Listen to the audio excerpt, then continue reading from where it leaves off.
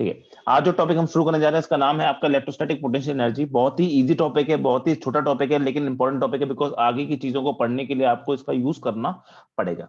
ठीक है, चलिए ये बात समझ आ जाती है। दूसरी बात ये है कि अगर इलेक्ट्रोस्टैटिक पोटेंशियल एनर्जी क्या होती है, कैसे होती है, सबको समझ में भी आ जाएगा, कोई दिक्कत नहीं। मैं डायरेक्ट बता भी दूं तो कुछ टीचर्स को डायरेक्ट बताते हैं, लेकिन इससे आपको पहले कुछ चीजें पता होना जरूरी है। कुछ और चीजें जो बेसिक्स हैं, पोटेंशियल एनर्जी कहाँ से आती है, वो सारे बेसिक्स आपको समझना जरूरी है। तो वो बेसिक्स क्या होते हैं? वो बेसिक्स होते हैं क्लास 11th के टॉपिक्स में से होते हैं। वो होता है work and energy. Class 11th में आपने एक टॉपिक पढ़ा होगा जिसका नाम क्या होता है, खैर आपको याद किसी को नहीं होगा, ये भी मुझे याद है, ये भी मुझे पता है कि किसी को याद होगा नहीं। तो क्लास 11th में आपने एक टॉपिक पढ़ा होगा जिसका नाम था वर्क एंड एनर्जी। पढ़ा है कि नहीं पढ़ा है? वर्क पर एनर्जी या फिर वर्क एंड एनर्जी नाम से पढ़ा होगा। वर्क एंड एनर्जी नाम से एक टॉपिक पढ़ा होगा, या फिर आपने पूरा चैप्टर पढ़ा होगा वर्क एंड एनर्जी, उसका यूज करना है। ठीक है, उसमें भी आपको एक पर्टिकुलर चीज पढ़नी है, उसमें भी आपको एक पर्टिकुलर चीज पढ़नी है वर्क एनर्जी में। वो क्या है आपका, वो सुनो। तो उसमें भी आपको एक जो चीज पढ़नी है, पहले तो हम वर्क के बारे में बात कर लेते हैं, वर्क एनर्जी छोड़ो, पहले हम वर्क के बारे में बात करते हैं। वर्क, तो वर्क क्या होता है, सुनना, मैं बता रहा हूँ वर्क क्या होता है, तुम फालतू उल्टी सी चीजें बोलो, अच्छा मैं ही बोलता हूँ सबसे पहले वर्क क्या होता है। ठीक है, तो वर्क के बारे में अगर बात करें तो वर्क, मैं डेफिनेशन नहीं लिखवा रहा हूँ, मैं मैथमेटिकली बात कर रहा हूँ, जो मैथमेटिकली इसका इंपॉर्टेंस समझनी है। ठीक है, तो मैथमेटिकली वर्क का जो फॉर्मूला होता है, मैथमेटिकली जो वर्क का फॉर्मूला है, it is F dot d S. F dot क्या है बच्चों आपका, डी एस, ये होता है आपका वर्क। लेकिन टोटल वर्क निकालना है तो कभी भी डीएस लिखा होता है, डीएक्स डी वाई लिखा होता है तो हम इंटीग्रेशन का साइन लगाते हैं। ये डीएस डी वाई डीएक्स कुछ भी लिखा होता है तो हम यहाँ पे इंटीग्रेशन साइन लगाते हैं। तो ये लिमिट होगी यहाँ पे S1 से लेके S2 तक, ये होता है वर्क। लेकिन अगर वर्क, इफ जो फोर्स है, इफ फोर्स इज कांस्टेंट, अगर फोर्स जो लग रहा हो वो कांस्टेंट टाइप का लग रहा हो, तो इसी वर्क को आप क्या लिख सकते हो, बड़े आराम से लिख सकते हो, एफ डॉट एस नाम से लिख सकते हो। जहां पे आपको ये वाली बात पता होनी चाहिए कि एफ क्या होता है आपका, एफ होता है आपका फोर्स होता है। ठीक है, जहां पे एस क्या होता है आपका, एस होता है आपका डिस्प्लेसमेंट।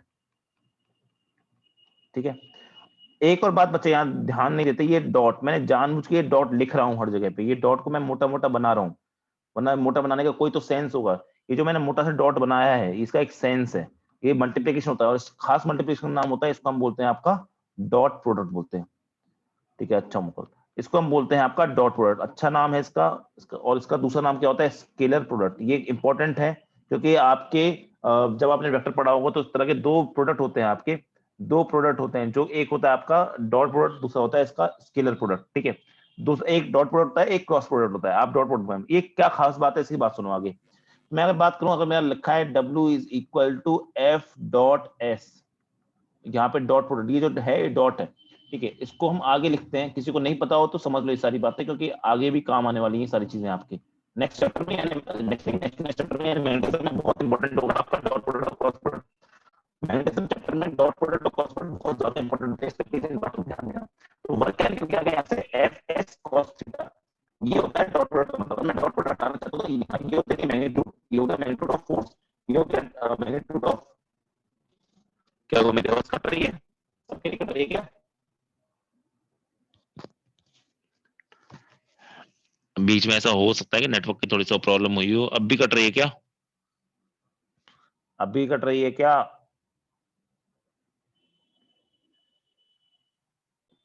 तो ये वर्क क्या हो जाएगा आपका, एफ एस कॉस थीटा हो जाएगा, राइट। ठीक है, तो ये यहाँ पे हो गया।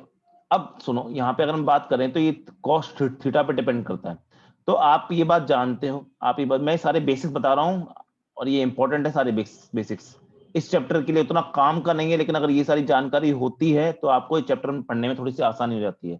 यहाँ जानते हो कि सारे के सारे ट्रिग्नोमेट्रिक रेशियो क्या होते हैं, पॉजिटिव होते हैं। यहाँ पे सिर्फ साइन, मैं साइन और कॉस को छोड़ो, मुझे मुझे साइन और उससे मतलब नहीं है, मेरे कॉस से मतलब है। तो क्या यहाँ पे कॉस नेगेटिव होता है? अब सेकंड क्वाड्रेंट में कॉस नेगेटिव होता है ना, ये बात तो पता है मुझे, सिर्फ इतने से मतलब है। क्यों? क्योंकि मैं जानता हूँ इन केस में जो थीटा होता है वो हमेशा आपका कहां से कहां के बीच में होता है, 0 से लेके आपका थीटा हमेशा 180 डिग्री के बीच का होना चाहिए। मतलब मैं सिर्फ आपके फर्स्ट क्वाड्रेंट और सेकंड क्वाड्रेंट की बात कर रहा हूँ।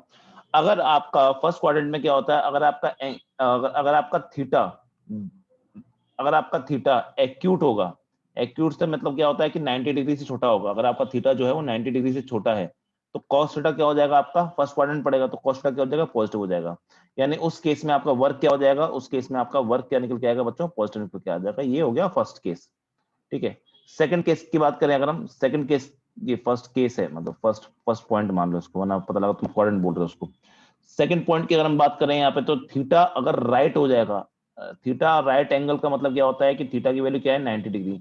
जब थीटा 90 डिग्री होता है तो कॉस थीटा कितना हो जाएगा आपका, उस टाइम पे कॉस थीटा मेरा जीरो होता है, कॉस 90 की वैल्यू जीरो होती है ना, तो वर्क क्या हो जाएगा आपका, वर्क की वैल्यू हो जाएगी जीरो। थर्ड अगर हम बात करें, अगर आपका थीटा जो है वो ऑब्ट्यूस हो जाए, ऑब्ट्यूस से मेरा कहने का क्या मतलब है, ऑब्ट्यूस से मेरा कहने का मतलब है कि थीटा जो होना चाहिए वो आपका theta is greater than 90 degree, और 180 से छोटा तो होना ही चाहिए, क्योंकि आपका थीटा 180 से छोटा ही होता है हमेशा। तो उस टाइम पे cos थीटा, यानी कौन सा quadrant, second quadrant, cos theta क्या हो जाएगा, नेगेटिव हो जाएगा, तो आपका वर्क भी क्या हो जाएगा बच्चों, वर्क भी नेगेटिव निकल के आएगा। तो सवाल ये पूछा जाता है कि वर्क कभी नेगेटिव हो सकता है, तो आंसर हाँ, वर्क नेगेटिव भी हो सकता है, वर्क पॉजिटिव भी हो सकता है, और वर्क आपका जीरो भी हो सकता है। ये तीनों कंडीशन होती हैं। एक सवाल पूछा जाता है कि आपका ये सवाल पूछा गया था नीट में, क्या था सवाल, कि आपका जो वर्क है डन बाय एनी फोर्स, वो जीरो कब कब हो सकता है, कब कब जीरो हो सकता है। तो पहला आपका इसका हो जाएगा, पहला कंडीशन कि अगर आपका फोर्स जीरो हो जाए तो वर्क क्या हो जाएगा, जीरो हो जाएगा। सेकंड कंडीशन क्या हो जाएगी, अगर आपका डिस्प्लेसमेंट जीरो हो जाए, बॉडी चली ही ना हो, तब वर्क जीरो होगा। थर्ड की एक और चीज हो सकती है, ये बच्चे भूल जाते हैं, वो ये कि अगर F is perpendicular to S, मतलब आपका फोर्स और डिस्प्लेसमेंट के बीच का एंगल क्या है आपका 90 डिग्री, उस केस में भी आपके बच्चों वर्क क्या होता है, जीरो निकल के आता है। ये तीन कंडीशंस हैं आपके वर्क जीरो आने की, जो अलग अलग एग्जामों में कई बार आपसे पूछी भी गई है। तो आई होप कि वर्क के बारे में जितनी भी जानकारी है ये आपको अच्छे से समझ में आई होगी, वर्क के बारे में जितनी भी जानकारी है ये आपको अच्छे से समझ में आई होगी आई गेस। अब सुनो आगे की बात करते हैं। नेक्स्ट जो चीज हमको समझनी है वो है आपका, नेक्स्ट जो चीज बच्चों को पता होनी चाहिए उसको हम बोलते हैं आपका कंजर्वेटिव फोर्स। कंजर्वेटिव और नॉन कंजर्वेटिव दो तरह के फोर्स होते हैं। मैं सिर्फ कंजर्वेटिव की बात करूंगा, नॉन कंजर्वेटिव ऑटोमेटिकली इसका उल्टा हो जाएगा। नॉन कंजर्वेटिव की बात मैं नहीं करूंगा क्योंकि वो ऑटोमेटिकली इसका उल्टा हो जाएगा, तो मैं कंजर्वेटिव की बात करूंगा जो भी करने वाला हूं। अभी कंजर्वेटिव फोर्स क्या होता है, पहले इसकी डेफिनेशन सुन लो, क्योंकि इसकी डेफिनेशन ठीक ठाक है, पहले उसको सुन लेते हैं क्या होती है इसकी डेफिनेशन। दो तीन चीज डेफिनेशन होती है, दो तीन चीजें होती हैं साथ में जुड़ी हुई, वो सब मैं लिख देता हूं पहले, ठीक है, फिर एक एक करके मैं इसको समझाता हूं। एक बार उन सारी डेफिनेशन को मैं आपके सामने लिख देता हूं, फिर मैं एक एक करके उनको समझाने की कोशिश करते हैं। तो देखो यहाँ पे क्या हो जाएगा, आपके सामने कुछ डेफिनेशन लिखी हुई है, एक एक कर पढ़ते हैं। पहला डेफिनेशन क्या लिखा है आपका, conservative force are the forces by which work done is independent of the part taken, उनको हम कंजर्वेटिव फोर्स बोलते हैं। समझो इसका मतलब क्या है। कहने का मेरा ये मतलब है, मेरा कहने का तात्पर्य है, कवि यहाँ पे ये कहना चाहते हैं, ठीक है, ये कहना चाहते हैं कि भाई कंजर्वेटिव फोर्स क्या होते हैं। देखो मैंने अभी क्या आपके सामने लिखा था, फोर्स इज इक्वल टू, मैंने लिखा था आपका एफ डॉट एस लिखा था, ठीक है, ये लिखा था आंसर आपने ये लिखा था। तो अगर तुम ध्यान दो, जो वर्क है तुम्हारा वो फोर्स पे भी डिपेंड करता है, वर्क तुम्हारा डिस्प्लेसमेंट पे भी डिपेंड करता है। वर्क तुम्हारा फोर्स पे डिपेंड करता है, वर्क तुम्हारा डिस्प्लेसमेंट पे भी डिपेंड करता है। लेकिन कंजर्वेटिव फोर्स ऐसे स्पेशल फोर्सेस होते हैं कि मान लो कि मेरा कोई बॉडी, मेरी कोई बॉडी एम मास की बॉडी, ये मेरा इनिशियल पॉइंट है, ये मेरा इनिशियल पॉइंट है, और ये मेरा क्या है, फाइनल पॉइंट है। ये मेरा इनिशियल पॉइंट है और ये मेरा क्या है, फाइनल पॉइंट है, ठीक है। सेम बॉडी को मैं यहां से लेकर यहां तक गया। अब यहां से लेकर यहां तक जाने के बहुत सारे रास्ते मेरे पास अवेलेबल हैं। मैं एक सीधा जा सकता हूं यहां से यहां तक, हाँ सर यहां से जा सकते हो, तो पाथ वन ये हो गया। दूसरा रास्ता क्या है कि मैं ऐसे ऐसे ऐसे करके जाऊं यहां से यहां तक, तो ये मेरा पाथ टू है, ठीक है। मैं फिर से बता दूं, जो भी चीज मैं अभी पढ़ा रहा हूं ये इलेक्ट्रोस्टैटिक्स का पार्ट नहीं है। ये किसका पार्ट है, ये पार्ट है आपका वर्क एंड एनर्जी का। लेकिन इलेक्ट्रोस्टैटिक्स में पढ़ा रहा हूं क्योंकि इसको पढ़ने से आपको चीजों को समझने में थोड़ी सी आसानी हो जाती है। तीसरा केस हम ले चलते हैं कि मान लो मैं ऐसे गया, कोई भी रैंडम पाथ बना दिया और मैं ऐसे लेके चला गया, ये हो गया आपका पाथ थ्री, ठीक है। अब मैंने बोला कि अगर यहाँ पर सिर्फ क्या लग रहे हैं, इधर यहाँ पे सिर्फ कंजर्वेटिव फोर्स लग रहे हैं, यहाँ पे क्या लग रहा है, कंजर्वेटिव फोर्सेस लग रहे हैं ओनली, ठीक है। तो क्या होगा, आप चाहे रास्ता पकड़ो पाथ वन, चाहे रास्ता पकड़ो पाथ टू, चाहे रास्ता पकड़ो पाथ थ्री, तीनों केसेस में क्या आंसर निकल के आने वाला है, work in path one is equal to work in path two is equal to work in path three. मैं ये कहना चाह रहा हूं कि अगर आप तीनों पाथ का जो वर्क निकालते हो सेम निकल के आता है, इसका मतलब क्या हो गया सर, इसका मतलब सिंपल सी बात है, मैं किसी भी रास्ते से उसको लेके जाऊं, मैं किसी भी रास्ते से उसको लेके जाऊं, आपका वर्क हमेशा क्या निकल के आने वाला होगा, आपका वर्क हमेशा सेम निकल के आने वाला है। इसका मतलब इसका मतलब क्या हो गया कि वर्क पाथ पर, जो वर्क है आपका वो पाथ पर डिपेंड नहीं करता, वो पाथ पर डिपेंड नहीं करता, नहीं करता। अबे किसी भी पाथ से ले जाऊं मेरा वर्क जो है वो सेम ही निकल के आ रहा है, तो समझ मेरा वर्क किसी पाथ पर डिपेंड नहीं करता।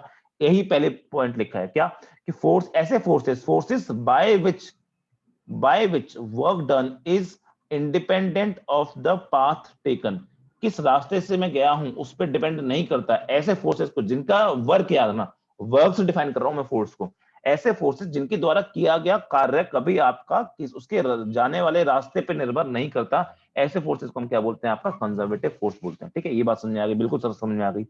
नेक्स्ट पॉइंट क्या लिखा है, work done by conservative force depends on initial and final points only. बिल्कुल ये बात तो इंपॉर्टेंट है। अरे मैंने ये कहा कि आपका रास्ते पे निर्भर नहीं करता, पर मैंने ये थोड़ी ना कहा कि पहले और आखिरी पॉइंट में निर्भर नहीं करता। अभी जब तक पहला और आखिरी पॉइंट पता नहीं हुआ तो मैं वर्क निकालोगे कहां से कहां तक का। तो अगर तुम्हें वो जो वर्क होगा वो सिर्फ इस बात पे डिपेंड करेगा कि इनिशियल पॉइंट क्या है और आपका फाइनल पॉइंट क्या है, बस इस पे। क्योंकि रास्ते पे डिपेंड नहीं कर रहा तो किस बात पे डिपेंड करेगा कि कहां से कहां तक गए, सिर्फ उन बातों पर डिपेंड करता है। तो ऐसे फोर्सेस जिनके द्वारा आपका वर्क सिर्फ इनिशियल और फाइनल पॉइंट्स पर निर्भर करता हो, उनको हम क्या बोलते हैं, उन्हीं को हम कंजर्वेटिव फोर्स बोलते हैं। चलो ये वाली बात भी समझ आ गई।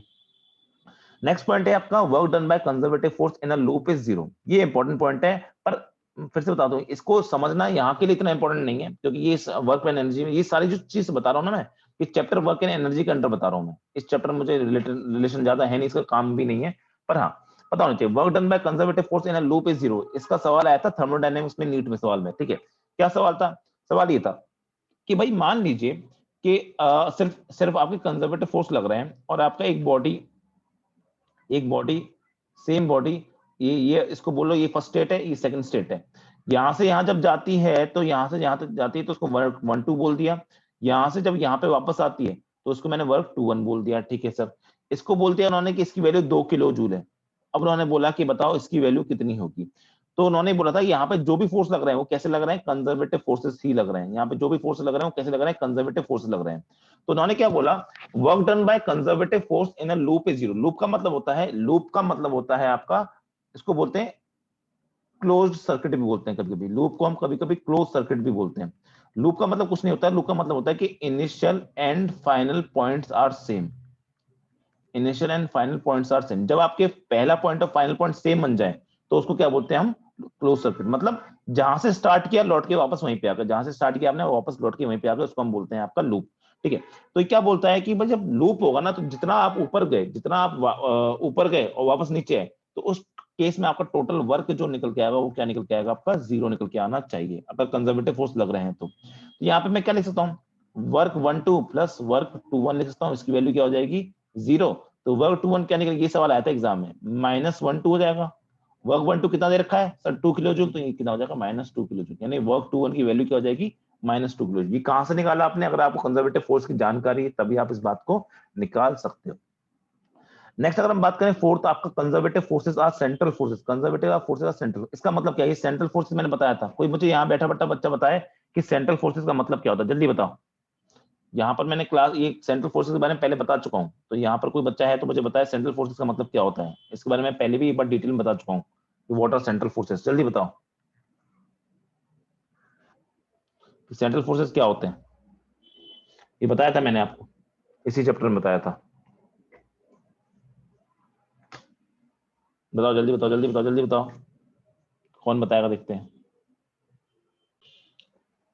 तो सुनो, निखिल का आंसर सही है, हिमांशु का आंसर है। Central forces are those forces which act along the line joining the two bodies. मतलब मान लो एक बॉडी ये है, दो बॉडी है, इनको ज्वाइन करने वाली जो लाइन है इसको बोलेंगे हम लाइन ज्वाइनिंग। लाइन ज्वाइनिंग, कोई फोर्स जब आपका इस लाइन ज्वाइनिंग के अलोंग ही काम करता है उसको हम बोलते हैं आपका कंजर्वेटिव, उसको हम बोलते हैं सेंट्रल फोर्सेस। तो सेंट्रल फोर्सेस हमेशा कैसे होते हैं आपके, सेंट्रल सॉरी कंजर्वेटिव फोर्स हमेशा कैसे होते हैं आपके, सेंट्रल फोर्स होते हैं, हमेशा along the line joining the two bodies के अलोंग लगते हैं।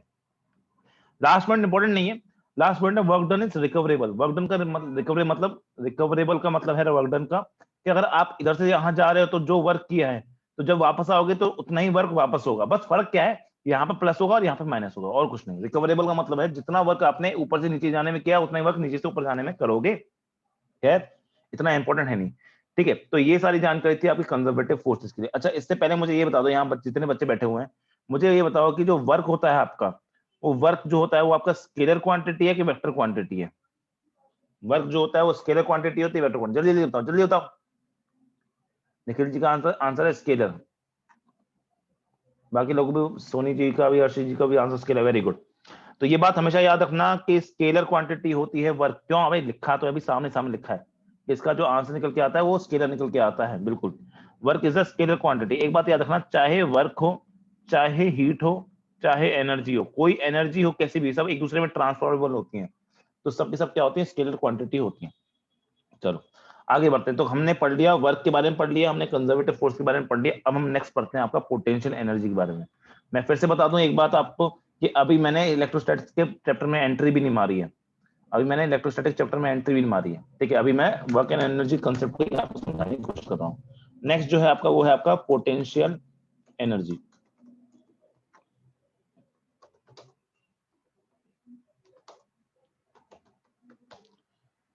ठीक है, पोटेंशियल एनर्जी, इसको हम शॉर्ट में कुछ लोग इसको पीई नाम से बुलाते हैं, ठीक है, जबकि बेटर शब्द इसका होता है यू, जो ज्यादा अच्छी किताबें और मैक्सिमम लोग यूज करते हैं। तो नेक्स्ट पढ़ने वाले हैं पोटेंशियल एनर्जी, या जिसको हम प्यार से बुला रहे हैं आपका यू या पीई नाम से बुलाते हैं। सुनो, अच्छा इससे पहले आपके आगे बढ़े मैं आपसे सिंपल सा सवाल पूछना चाहता हूँ, क्या पीई का फॉर्मूला हमेशा एमजीएच होता है, हाँ कि ना? जल्दी बोल जाओ, क्या पीई का फॉर्मूला एमजीएच होता है, हाँ कि ना? जल्दी बोलो, क्या पीई का फॉर्मूला एमजीएच होता है? जल्दी बोलो।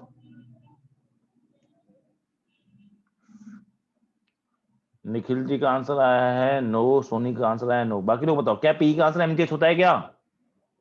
अब दो दो तीन लोग सही सोच रहे होंगे, सर हम तो नो यस करने वाले थे लेकिन एक किसी ने नो कर दिया है।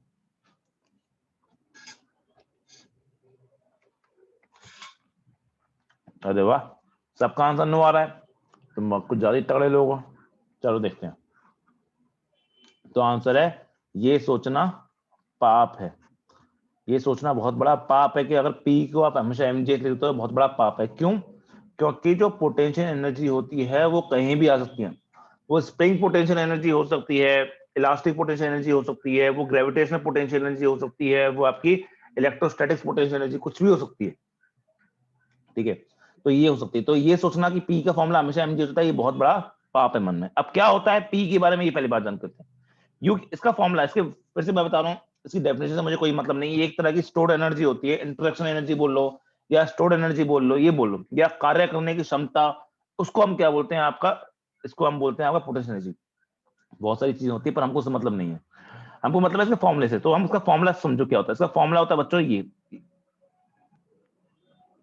इसका फॉर्मूला इसका फॉर्मूला याद करने के लिए हम करते हैं क्या, W इज इक्वल टू, याद रखो हमेशा होता है माइनस डी यू के बराबर, ये बहुत इंपॉर्टेंट चीज दी मैंने।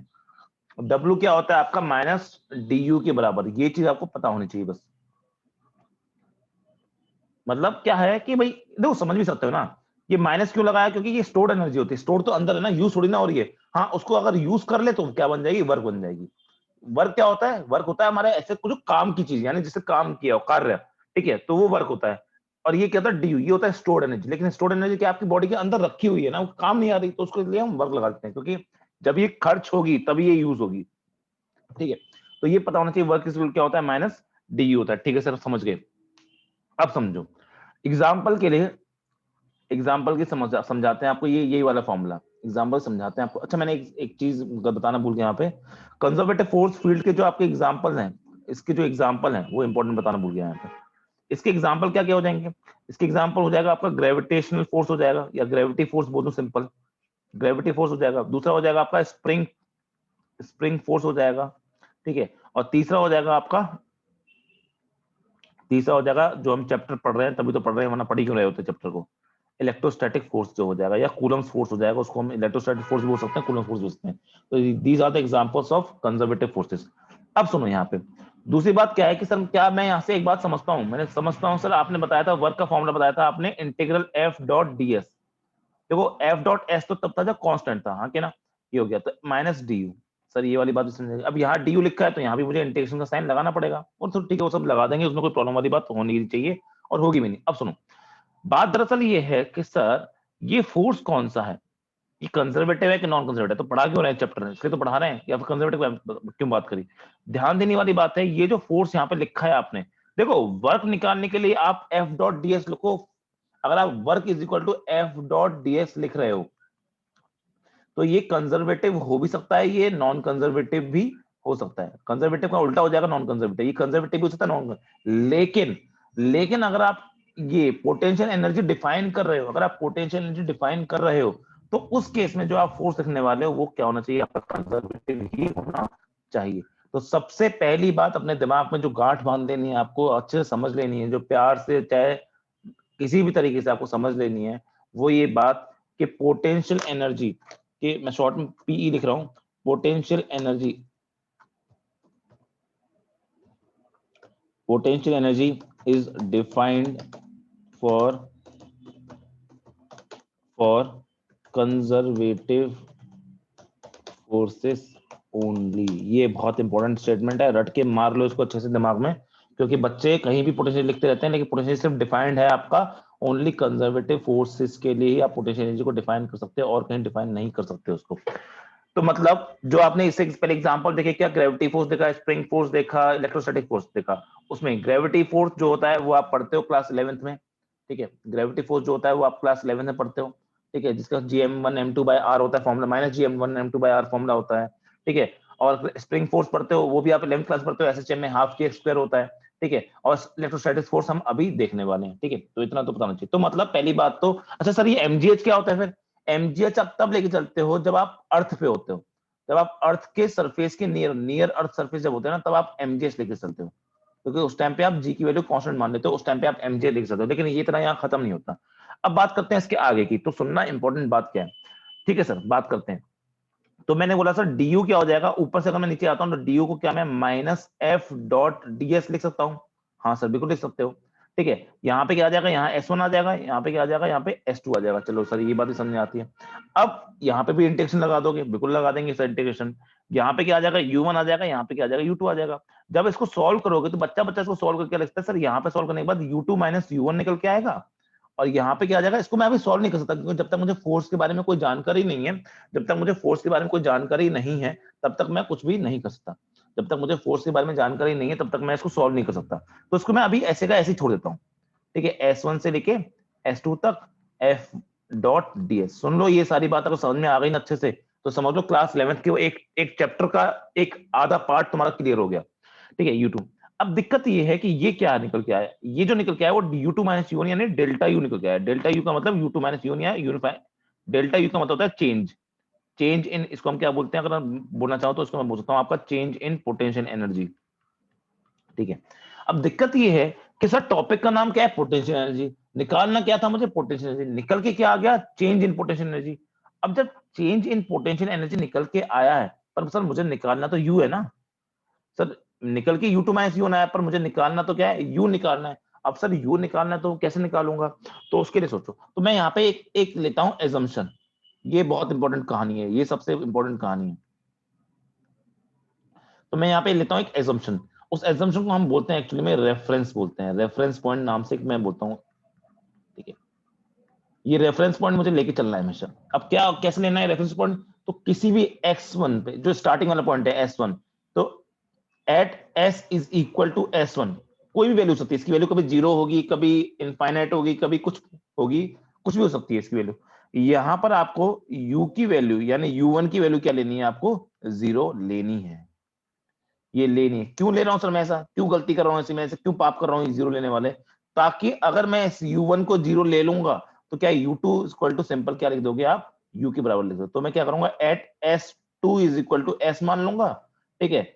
S2 को मैं S मान लूंगा और U2 को मैं क्या मान लूंगा, आपका U मान लूंगा। अगर ऐसा हुआ तो उस केस में फॉर्मूला क्या बन जाएगा आपका, U, वो तो जीरो है, U is equal to -F.ds बन जाएगा, S1 से S2।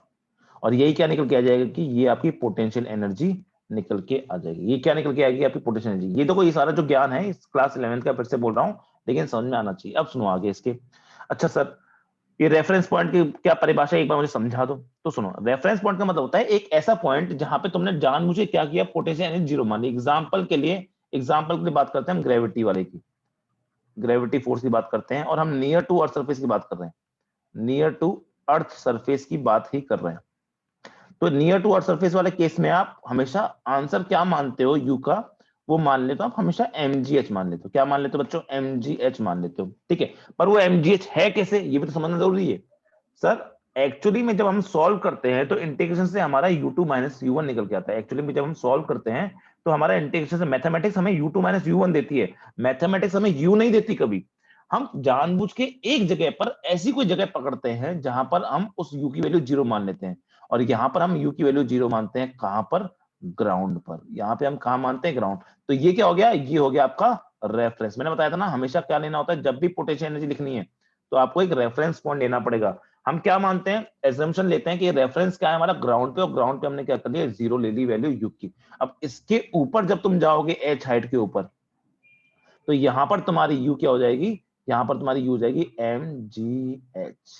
ये जो mgh आया है ये सॉल्व करके आता है, वे ये डिराइव करके आता है, ऐसे मजे से नहीं आ जाता, ये डिराइव करके आता है, ठीक है। लेकिन यहाँ की वैल्यू mgh तभी ले सकते हो जब तुमने यहाँ पे 0 माना है। ये बहुत बड़ी इंपॉर्टेंट बात बता दी मैंने आपको। यहाँ पर आप mgh तभी ले पा रहे हो जब आपने यहाँ पे 0 माना होगा। अगर आपने ये 0 ना माना होता ना तो इसको आप mgh नहीं ले सकते थे। लेकिन 99.99% केसेस में बिना बोले भी आपकी हर किताब, हर टीचर, हर फैकल्टी, हर बच्चा ये मानता है कि ग्राउंड की पोटेंशियल एनर्जी क्या होती है, 0 होती है, इसलिए आप mg लिखते हो। अगर आप नीचे आ जाओगे, मतलब डेप्थ में नीचे आ जाओगे इससे, तो ऊपर जाने पर प्लस होता है, नीचे आने पे आपकी माइनस होती है। तो आप नीचे आओगे तो यहाँ की पोटेंशियल क्या लिख दोगे आप, माइनस mg तो यहाँ पे माइनस mg लिख दोगे। तो आई होप कि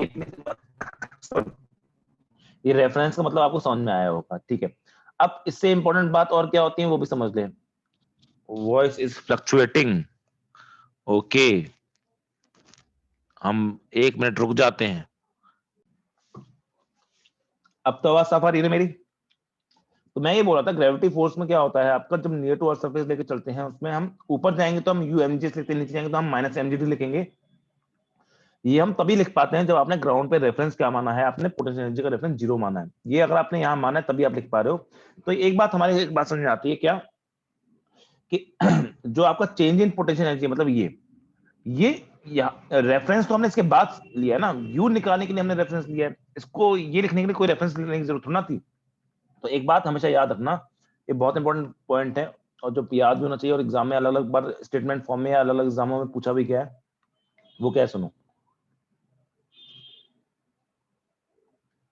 वो ये है कि आपका नोट पॉइंट के बारे में की तरह इसको समझ सकते हो कि first, change in potential energy does not depend on reference point. मतलब रेफरेंस पॉइंट आपने कहां लिया है उस पे आपका चेंज इन पोटेंशियल डिपेंड नहीं करती, क्योंकि चेंज तो पहले मैथमेटिक्स निकल के आ चुका। रेफरेंस पॉइंट पर कौन डिपेंड करता है, आप लिखोगे potential energy of a point depends on reference point.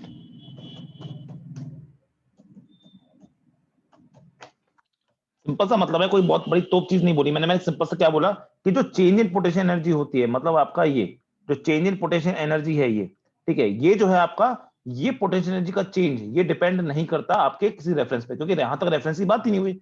Reference की बात मैंने यू निकालने के लिए कहा, और यू निकालने के रेफरेंस की बात करी। अगर रेफरेंस की बात मैं यहाँ पे कर रहा हूं तो साफ सीधी बात है आपका कि साफ सी बात है कि आपका जो पोटेंशियल एनर्जी होती है ना, वो किस पे डिपेंड करती है, आपकी रेफरेंस पॉइंट पे डिपेंड करती है। तो ये दोनों बात आपको समझ में आनी चाहिए, क्योंकि एग्जाम में अलग अलग तरीके से ये स्टेटमेंट थ्योरेटिकल फॉर्म में पूछे गए हैं, ठीक है। अच्छा चलो ये वाली बात भी आपको, अच्छा मुझे बताओ पोटेंशियल एनर्जी होती है वो स्केलर होती है कि वेक्टर होती है, जल्दी बताओ। पोटेंशियल एनर्जी होती है वो स्केलर होती है वेक्टर होती है, जल्दी बताओ जल्दी बताओ जल्दी बताओ जल्दी बताओ जल्दी बताओ जल्दी बताओ।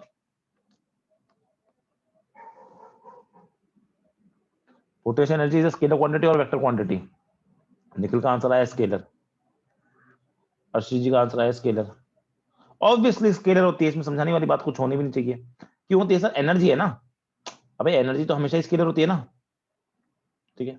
एनर्जी हमेशा स्केलर क्वांटिटी होती है, तो उसमें समझाने वाली बात कोई होनी चाहिए भी नहीं। चलिए बहुत बढ़िया, मजा आ गया, अच्छी बात है, आगे बढ़ते हैं। चलिए नेक्स्ट जो चीज है बच्चों, अब हम जा रहे हैं आपका बहुत दिनों बाद, बहुत सालों बाद वो चीज स्टार्ट करने वाले हैं जिस चैप्टर को हम पढ़ रहे हैं, तो यानी आपका इलेक्ट्रोस्टैटिक पोटेंशियल एनर्जी।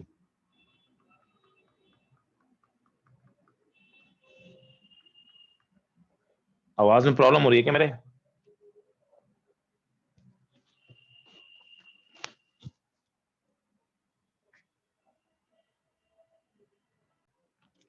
चलो शुरू करते हैं।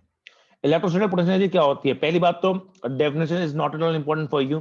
क्या इंपॉर्टेंट है समझो। चलो मैं आपको डेफिनेशन समझाने की कोशिश करता हूँ।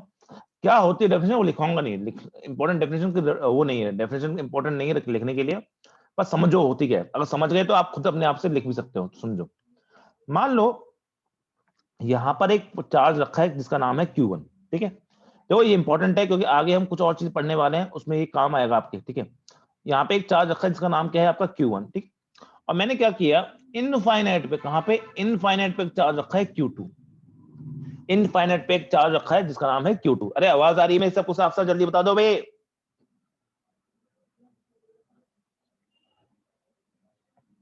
ठीक है, बाकी लोग मर गए, पता नहीं क्या कर रहे हैं। ठीक है, थैंक यू।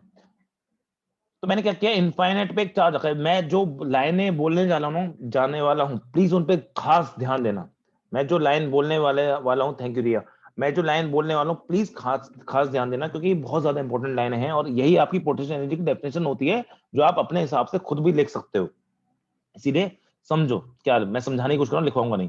तो मान लो कोई चार्ज है यहाँ पर Q2 इनफाइनाइट पे रखा है, और उसको मैं धीरे धीरे धीरे ना, धीरे धीरे ना, धीरे धीरे ना Q1 के पास लेके आता हूँ और यहाँ पे लाके रख देता हूँ। अभी मैं क्या किया, क्वेश्चन जो डेफिनेशन लिखोगे तो क्या लिखोगे, when a charge Q2 is brought near to the charge Q1 from infinite up to a distance r, up to a distance r।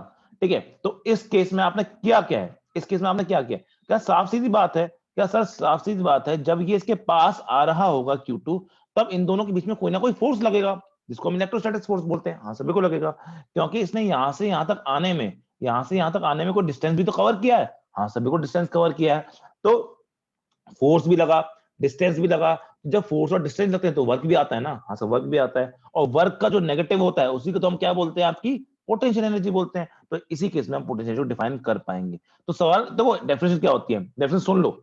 The work done by, the work done या the work done during bringing a charge from infinite to a certain distance near to other another charge is called as electrostatic potential energy। मैं फिर से बोल रहा हूं definition, फिर पर हिंदी में बोलूंगा उस डेफिनेशन को।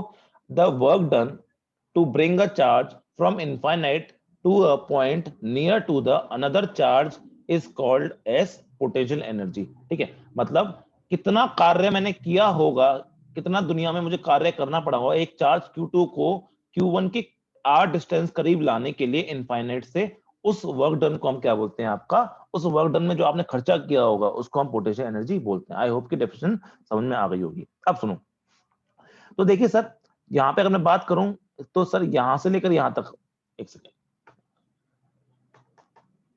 यहां से लेकर यहां तक जितना भी डिस्टेंस होगा, या वो क्या होगा आपका सर, वो तो R1 होगा। हाँ सर वो R1 होगा। मतलब यहाँ पे मैं क्या पूछता हूँ सर, R1 क्या है आपका, R1 इनफाइनाइट है। हाँ सर इनफाइनाइट है, ठीक है।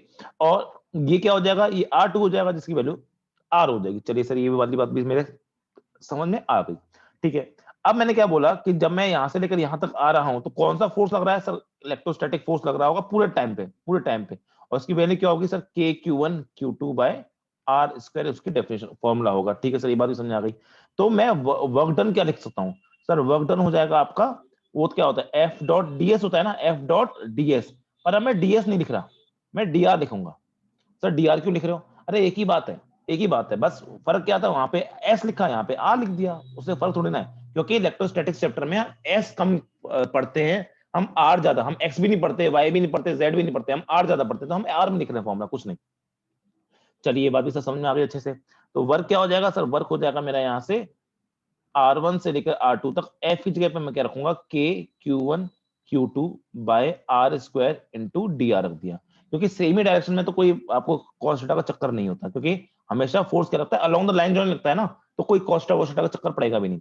चलिए सर ये वाली बात मेरे अच्छे से समझ में आ गई कि R1 से R2 K Q1 Q2 by r square d r. चलो बहुत बढ़िया। अब इसको इंटीग्रेशन करते हैं, तो ये K Q1 Q2 तो क्या है, कांस्टेंट है। K Q1 Q2 तो क्या है, कांस्टेंट है। यहाँ पे क्या बचेगा आपका R1 से R2 तक 1/r²dr। अब इतना मैं आपसे उम्मीद कर सकता हूं कि आपको उसका इंटीग्रेशन निकालना आना चाहिए। तो वो निकल के आ जाएगा, वर्क इज इक्वल टू आपका, यहां से निकल के आ जाएगा के Q1 Q2, यहाँ पे निकल के आ जाएगा आपका -1/r निकल के आएगा। ये पता होना चाहिए कि 1/x² dx का इंटीग्रेशन बच्चों -1/x होता है। अगर किसी को नहीं पता तो मैंने यहाँ पे लिख दिया है, ठीक है। सुनो, तो यहाँ पे क्या निकल के आ जाएगा 1/k2 और यहाँ पे आ जाएगा 1/r, माइनस मैंने बाहर निकाल दिया। यहाँ पे हमें लिमिट रखनी है मुझे R1 से लेके R2 तक, लिमिट रखनी है मुझे R1 से लेके R2 तक। अभी मैं वर्क ही निकाल रहा हूँ। तो वर्क क्या हो जाएगा यहाँ से आपका, सर वर्क हो जाएगा मेरा यहाँ से क्या कहते हैं, ये -k Q1 Q2 और यहाँ पे मैं रखूंगा 1/R2 माइनस 1/R1, ये हो जाएगा आपका वर्क। ये क्या निकल के आया, आपका वर्क निकल के आया जो आपको निकालना था। लेकिन पोटेंशियल एनर्जी क्या होती है, सब पोटेंशियल एनर्जी होती है माइनस डी, ये फॉर्मूला बताया था मैंने पोटेंशियल एनर्जी के लिए। हाँ सर, तो इसको मैं क्या लिखता हूँ, d U is equal to minus W लिख सकता हूँ, ठीक है। और डी यू को मैं अगर बड़ा कर दूं थोड़ा सा, तो ये क्या हो जाएगा, U2 माइनस U1 लिख सकता हूँ, is equal to minus W, मतलब इस माइनस साइन को हटा दो यहाँ से, इस माइनस साइन को हटाता हूँ, तो यहाँ पे क्या निकल के आ जाएगा आपका KQ1 Q2 bye 1/R2 minus 1/R1। तो बच्चों ये जो निकल के आया है, ये जो निकल के आया है, ये क्या निकल के आया है आपका U2 माइनस, लेकिन ये तो डेल्टा U निकल के आया है। और डेल्टा यू तो क्या होता है, वो तो होता है आपका चेंज इन पोटेंशियल एनर्जी। ये चेंज इन पोटेंशियल एनर्जी निकल गया है। ये फॉर्मूला भी अपने आप में ठीक ठाक इंपॉर्टेंट है, लेकिन ये फॉर्मूला आपको याद नहीं करना है। फॉर्मूला ठीक ठाक इंपॉर्टेंट है, पर फिर से बात कर रहा हूँ, ये फॉर्मूला आपको याद नहीं करना है। क्यों याद नहीं करना है, तो उसका रीजन मैं आपको पहले बता चुका हूँ कि सर हमारा मेन मुद्दा, टॉपिक का नाम क्या है, टॉपिक का नाम आपका चेंज इन पोटेंशियल एनर्जी नहीं है, टॉपिक का नाम है इलेक्ट्रोस्टैटिक पोटेंशियल एनर्जी। यानी आपको क्या निकालना है, यू निकालना है। आपको क्या निकालना है, यू निकालना है। अगर यू निकालना है मुझे, तो ये तो अभी चेंज निकल के आया है। अब चेंज निकल के आया है और मुझे क्या निकालना है, मुझे यू निकालना है। तो मैंने इससे पहले थोड़ी देर पहले आपको समझाया था पोटेंशियल एनर्जी का कांसेप्ट के, कि अगर आपको यू निकालना है तो आपको क्या लेना पड़ेगा, एजम्पशन लेना पड़ेगा। और वो एजम्पशन क्या होगा, उस एजम्पशन को क्या मानते हैं, कि रेफरेंस मानते हैं। तो यहाँ पे वो रेफरेंस क्या होगा जो आपको हमेशा मानना होगा, तो ये मानना है रेफरेंस पॉइंट। सुनो क्या होगा, रेफरेंस लेवल, रेफरेंस पॉइंट क्या होगा, ये इंपॉर्टेंट है। हम मानते हैं, मैंने क्या था, रेफरेंस का मानते हो R1 पे, मतलब जो पहला वाला पॉइंट है, eight R1 tends to infinity. अबे R1 कहां पर है, R1 इन्फिनिटी पे है ना, ये रहा ना R1, ये रहा R1, ये R1 का है इन्फिनिटी पे। जब R1 आपका इन्फिनिटी के बराबर होता है, तो वहां पर आप क्या मान लोगे, U1 हो ना, वहां पे आप U1 को क्या मान लोगे, जीरो मान लोगे, मानना पड़ेगा, तभी आप U निकाल पाओगे। अगर U1 जीरो मान लिया, और दूसरा क्या करूंगा, R2 को मैं R मान लूंगा और U2 को मैं U मान लूंगा। अगर ये दोनों चीज मैं लगा दूं यहाँ पे, ये दोनों चीज मैं अगर यहाँ पे लगा दूं, तो क्या साफ साफ देख पा रहे हो यार, ये जानते हो नहीं वाली बात, तो कि अगर R1 आपका इन्फिनिटी है, तो 1/R1 क्या हो जाएगा आपका, जीरो के बराबर हो जाएगा। यानी 1/R1 क्या हो जाएगा, जीरो हो जाएगा। U1 क्या है, जीरो है। तो यहाँ से सिंपल आपका U क्या निकल के आ जाएगा, बहुत इंपॉर्टेंट चीज, आपका इलेक्ट्रोस्टैटिक पोटेंशियल का formula U is equal to KQ1 Q2/R। समझ में आया कि नहीं आया। डेरिवेशन इंपॉर्टेंट नहीं है, पर फिर भी इंपॉर्टेंट है, क्योंकि डेरिवेशन से फील आती है, क्योंकि इसमें कोई हार्ड डेरिवेशन नहीं है। मैंने कोई खतरनाक cos theta sin theta theta theta नहीं लगाया, यहाँ पे उल्टी सी चीज नहीं लगाई है, लेकिन जितनी चीज बताई है सब काम की है, क्योंकि आपसे इस सवाल में समझ में आना चाहिए। ये फील है एक्चुअली में। पोटेंशियल एनर्जी क्या होती है, पोटेंशियल एनर्जी कुछ नहीं, एक वर्क ही होता है।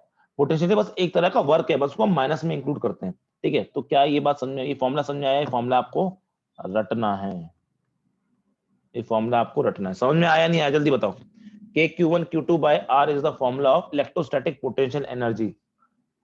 अरे आया नहीं आया, बहुत इंपॉर्टेंट फॉर्मूला है, रटना पड़ेगा, तभी कोई मजा आएगा पढ़ने में आगे, वरना कोई पढ़ने का मजा नहीं आएगा। क्योंकि नेक्स्ट हमको पोटेंशियल पढ़ना है, और पोटेंशियल पढ़ने के लिए हमको पोटेंशियल एनर्जी डिफाइन करना जरूरी है। अगर आपने पोटेंशियल एनर्जी डिफाइन नहीं करते हो, आप पोटेंशियल भी समझ में नहीं आएगा। तो आई होप कि ये पोटेंशियल एनर्जी का फॉर्मूला निकल के कैसे आया। देखो ये सारी चीज मुझे बताने का कोई उद्देश्य था, कि ये भी समझाना चाहिए कि ये चेंज है। आपसे कई बार एग्जाम में चेंज इन पोटेंशियल एनर्जी भी पूछता है, बोल देगा कि एक पॉइंट यहाँ पर है 1, एक पॉइंट यहाँ पे, बताओ उनके अंदर चेंज इन पोटेंशियल, तो ये हो गया आंसर, ठीक है। तो आपको ये भी समझ, लेकिन हम रेफरेंस क्यों बनाते हैं, आपका रेफरेंस बनाते हैं ताकि आप समझ पाओ कि हमें ये यू लेना जीरो है। क्यों लेना जीरो, ताकि हम इसका सिंपल U2 को यू मान के यू का फॉर्मूला निकाल सकें। रेफरेंस बहुत ज्यादा जरूरत। फिर से वही वाली बात, जो ये है आपका डेल्टा यू, ये आपका रेफरेंस में डिपेंड नहीं करता, जबकि ये जो यू है वो रेफरेंस में डिपेंड करेगा। वही पहले वाली बात है, अगर वो पहले वाली बात मैंने समझाई ना होती ना, तो ये वाली बात आपको समझ में ना आई होती। आई होप कि हर बच्चे को पोटेंशियल एनर्जी का फॉर्मूला समझ में आया होगा। अब सवाल आता है, क्या ये पोटेंशियल एनर्जी पॉजिटिव हो सकती है, क्या जीरो हो सकती है, क्या नेगेटिव हो सकती है। तो पहली बात तो जीरो नहीं होगी। अगर जीरो होगी तो इसका मतलब Q1 और Q2 जीरो हो जाएगा। जीरो होगी कहां पे, जब आपका R क्या होगा, इनफाइनाइट होगा। इनफाइनाइट पे पोटेंशियल जीरो होगी, तो खैर बताने वाली बात है नहीं। क्या पॉजिटिव नेगेटिव हो सकती है, हाँ बिल्कुल हो सकती है। मान लीजिए कि आपका यहाँ पे है आपका Q1 और यहाँ पे है आपका Q2, और इनके बीच का डिस्टेंस क्या है, R है। तो यहाँ पे पोटेंशियल एनर्जी क्या हो जाएगी, U is equal to KQ1 Q2/R हो जाएगी, कोई परेशानी नहीं है। लेकिन मान लीजिए कि यहाँ पर आपका प्लस Q1 है और यहाँ पे आपका माइनस Q2 है, तो उस केस में आपका क्या हो जाएगा, U is equal to minus K Q1 Q2, क्योंकि Q को हमेशा आप साइन के साथ रखते हो, ये वाली बात तो पता होनी चाहिए, Q को हमेशा आप साइन के साथ रखते हो। और तीसरा केस क्या हो जाएगा, ठीक है, माइनस Q और ये भी माइनस Q R डिस्टेंस पे है, तो उस टाइम भी आपका Q क्या होगा, प्लस निकल के आएगा के Q1 Q2 बाय, कैसे आया sir plus, minus Q1 into minus Q2, यानी माइनस माइनस प्लस होता है। तो आपको ये, तो बच्चे यहाँ गलतियां करते हैं, बच्चे प्लस या माइनस दोनों जगह पे ही आपका प्लस रख देते हैं, प्लस नहीं होगा, अगर दोनों प्लस है तो पॉजिटिव, दोनों नेगेटिव है तो पॉजिटिव, लेकिन दोनों अगर अलग अलग साइन के हैं तो आपको माइनस भी आ सकता है, ये वाली बात आपको समझानी चाहिए, ऐसी गलती एग्जाम में मत करके आ जाना, पोटेंशियल नेगेटिव हो सकती है भर भर के बिल्कुल। अब आज का लास्ट टॉपिक, लेकिन वो टॉपिक बहुत छोटा नहीं है, अच्छा खासा बड़ा टॉपिक है, उसको समझना भी बहुत ज्यादा जरूरी है, ठीक है। उसके बाद हमारा आज का टॉपिक खत्म हो जाएगा, आपका पोटेंशियल एनर्जी का टॉपिक। सवाल बनते हैं इसमें अलग अलग तरह के, पर वो सवाल हम सवालों में करेंगे, ठीक है। तो नेक्स्ट है आपका इलेक्ट्रो, बड़ा छोटा सा नाम है इसका, इलेक्ट्रोस्टैटिक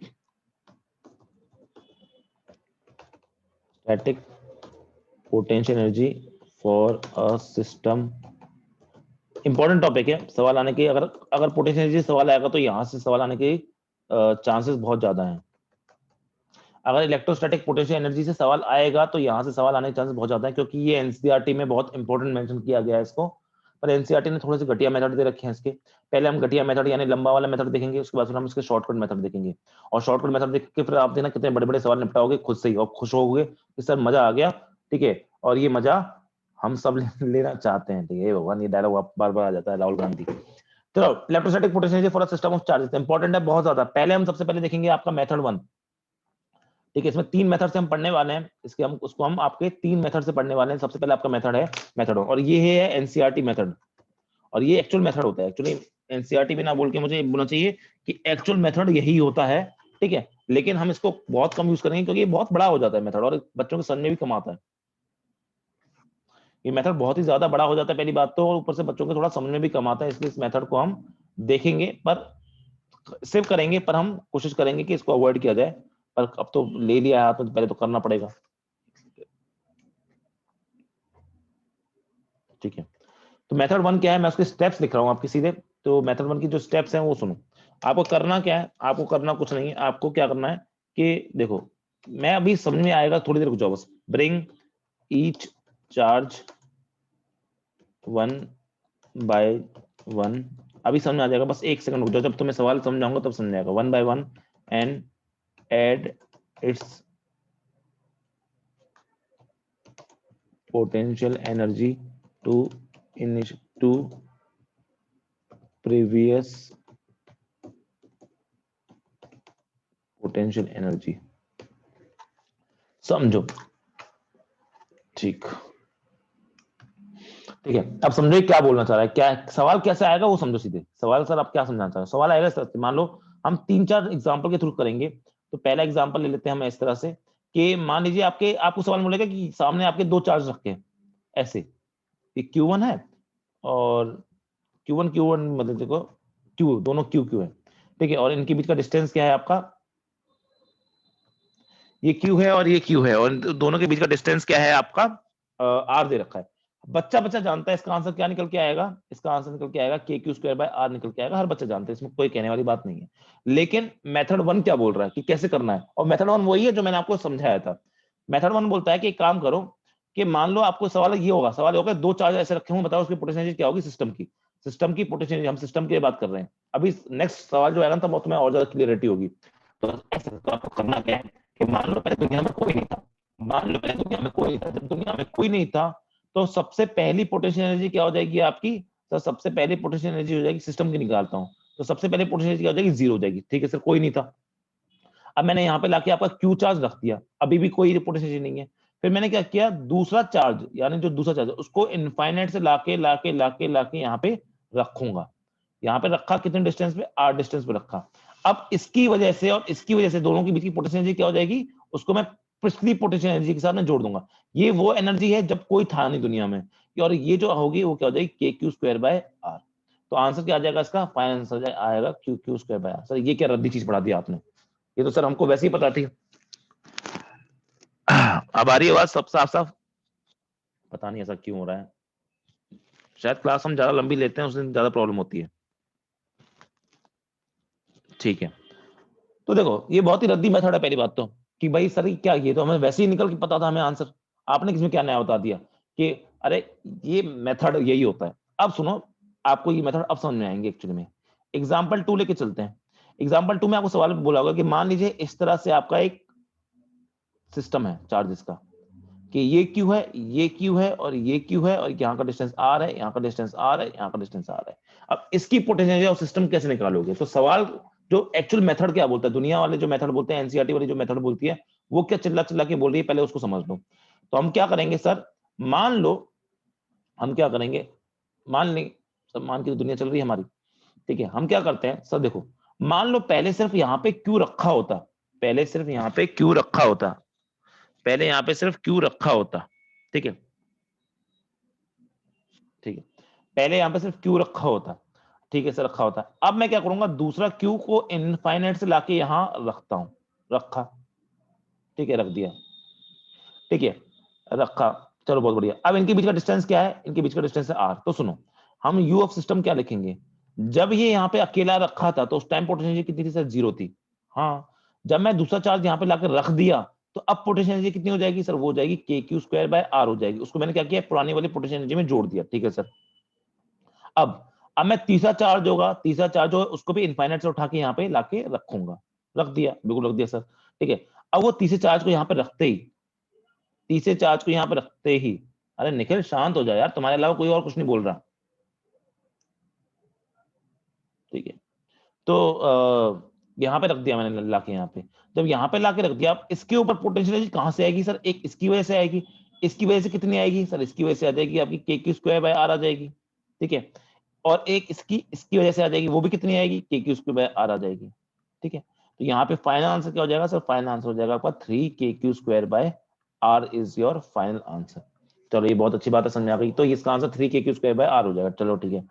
अब एक बात तुम देख रहे हो, पिछले वाले पार्ट में भी एक बात तुमने देखी कि हम 0 प्लस के क्यू स्क्वायर बाय आर, यहाँ पे 0 प्लस 3 बार के क्यू स्क्वायर बाय आर, यानी कुछ जीरो, कुछ जीरो वाली टर्म्स आ रही हैं और कुछ नॉन जीरो टर्म्स आ रही हैं। ये क्या होगी आपकी, ये नॉन जीरो टर्म हो गई, ये यहाँ पे क्या हो गई, ये वाली टर्म, और ये वाली टर्म, और ये वाली टर्म क्या हो गई, नॉन जीरो टर्म्स। तो एक बात याद रखना, इस मेथड से आपको निकालने में एक आसान होगी, number of non zero term, number of, एक second, number of non zero terms. और उसका फॉर्मूला क्या हो जाएगा, अगर आपको मैथ आती है तो बहुत अच्छी बात है, नहीं आती तो कोई बात नहीं। तो n into n minus one by two, इतनी होंगी non zero term. Non zero term से मेरा कहने का मतलब कि जीरो को छोड़ के जितनी टर्म्स आपने लिखी है वहां पे, जैसे यहाँ पे अगर दो चार्जेस से, तो आप दो चार्जेस क्या करोगे, 2 इंटू वन बाय टू, यानी एक होगी नॉन जीरो टर्म। तो देखो एक नॉन जीरो टर्म, अगर तीन चार्जेस है तो आप क्या लिखो, 3 इंटू टू बाय टू। तो कितने नॉन जीरो टर्म्स, तीन नॉन जीरो टर्म, ठीक है, ये हो गए। मान लो अब नया सवाल आएगा, ठीक है, कोई बच्चे को डाउट होता है सब कितने बार लिखेंगे कि उसके बाद, तो प्रॉब्लम से बचने के लिए आप अब एग्जांपल 3 समझो, और ये इंपॉर्टेंट एग्जांपल है, एग्जाम क्वेश्चन में आ भी रखा है, ठीक है। अब देखो, मान लो सवाल ऐसे बोला कि एक सिस्टम ऑफ चार्ज मैंने आपको ऐसे दे रखा है, एक स्क्वायर दे रखा है आपका, एक सिस्टम ऑफ चार्ज आपको स्क्वायर बना रहा है आपका, और इसका मुझे टोटल सिस्टम का मुझे पोटेंशियल एनर्जी निकाल के बताओ। तो तरीका क्या है सुनो, जो एनसीईआरटी बोलती है उसके तरीके से जाते हैं पहले। तो एनसीईआरटी क्या बोलती है, तो देखो सर, पहले मान लो सिर्फ एक चार्ज रखा था, जब अकेला चार्ज रखा था तो उस टाइम पे पोटेंशियल एनर्जी कितनी थी, 0 थी, हाँ सर। अब दूसरे चार्ज को इनफाइनाइट से लेके मैं यहाँ पे रख के लाया, जब यहाँ पे लाता हूं तो अब इन दोनों के बीच में कितनी एनर्जी हो जाएगी सर, यहाँ पे क्यू, यहाँ पे क्यू, डिस्टेंस ए, तो यहाँ पे क्या करना है, उसको पहले वाले पोटेंशियल एनर्जी के साथ जोड़ देना, यानी के क्यू स्क्वायर बाय ए कर दिया, ठीक है। नेक्स्ट क्या है आपका, एक और चार्ज को लेके आऊंगा और उसको लाके मैंने यहाँ पे रख दिया। अब ध्यान देना, जब उसको लाके यहाँ पे रखा तो उसके ऊपर पोटेंशियल एनर्जी कहां से आएगी, एक इसकी वजह से और एक इसकी वजह से, तो डिस्टेंस पे भी डिपेंड करती है ना। तो यहाँ पे इसकी वजह से क्या हो जाएगी सर, इसकी वजह से हो जाएगी आपकी के क्यू स्क्वायर बाय ए हो जाएगी। अच्छा, इसकी वजह से क्या होगी, तो सर इनके बीच का डिस्टेंस देखना पड़ेगा मुझे, हाँ देखना तो पड़ेगा। इसकी वजह से क्या होगी सर, इसकी वजह से हो जाएगी आपकी, ये डिस्टेंस कितना होता है, ये डिस्टेंस क्या हो जाएगा, ये ए है, ये ए है, तो क्या हो जाएगा √2a, तो क्या हो जाएगा के क्यू स्क्वायर बाय √2a हो जाएगा। आई होप कि ये वाली एनालिसिस समझ आएगी। अब क्या करेंगे, लास्ट चार्ज लेके आएंगे और वो लाके यहाँ पे रख देंगे, ठीक है। जब उसको यहाँ पे लाके रखते हैं, आप उसके बारे में सोचो, सर ये यहाँ पे रखा है तो इस पे कहां से आएगी सर, एक यहाँ से आएगी, एक यहाँ से आएगी, एक यहाँ से आएगी, इसकी वजह से और इसकी वजह से सेम होगी, तो क्या होगी वो सर, वो क्या आपकी के क्यू स्क्वायर बाय ए हो जाएगी और के क्यू स्क्वायर बाय ए हो जाएगी। चलिए बहुत कोई दिक्कत नहीं है। इसकी वजह से क्या हो जाएगी, तो सर ये इस डिस्टेंस में डिपेंड करता है, तो वो क्या हो जाएगी आपकी, हो जाएगी के क्यू स्क्वायर बाय √2 हो जाएगी। ठीक है, ये अब देखो तुम्हारी कितनी नॉन जीरो टर्म्स आनी चाहिए थी, कितनी नॉन जीरो टर्म्स आनी चाहिए थी, सिर्फ 4 चार्जेस हैं, यानी 4 × 3/2 टर्म्स आनी चाहिए थी, तो तुम्हारी 6 नॉन जीरो टर्म्स आनी चाहिए। तो देखो 1 2 3 4 5 6, यानी तुम्हारी 6 टर्म्स लिख दी तुमने, उसका मतलब तुमने सही किया है। ठीक है, फाइनल आंसर जब इसका निकालोगे, बस इनको जोड़ घटाव करना है। तो देखो ये सेम है, ये सेम है, ये सेम है, ये 4 बार आ रहा है ना सेम, तो यहाँ पे 4 लिख दिया, ये दोनों सेम है, तो यहाँ पे क्या लिख दिया 2/√2। 2/√2 क्या होता है, √2 होता है, तो √2 और के क्यू स्क्वायर बाय ए तो कॉमन ही सब में। तो ये मेथड होता है आपका एनसीईआरटी मेथड, और ये होता है आपका लंबे वाला मेथड, कन्वेंशनल मेथड है, और ये एक्चुअल मेथड तरीका होता है कोड चेंज का।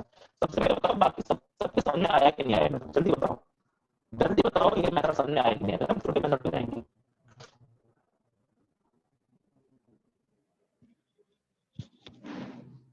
ठीक है, अब आवाज कट रही है ना, पहले इतना समझ में तो आ गया ना जितना समझाया है।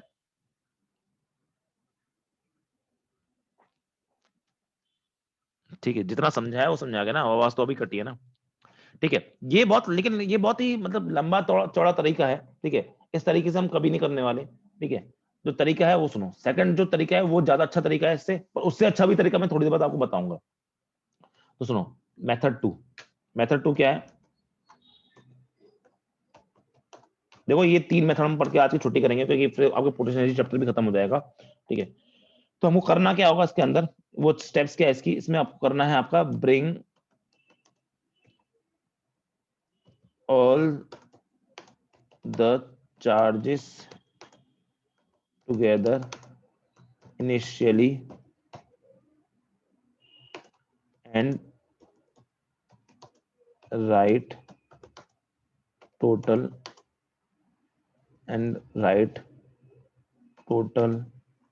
potential energy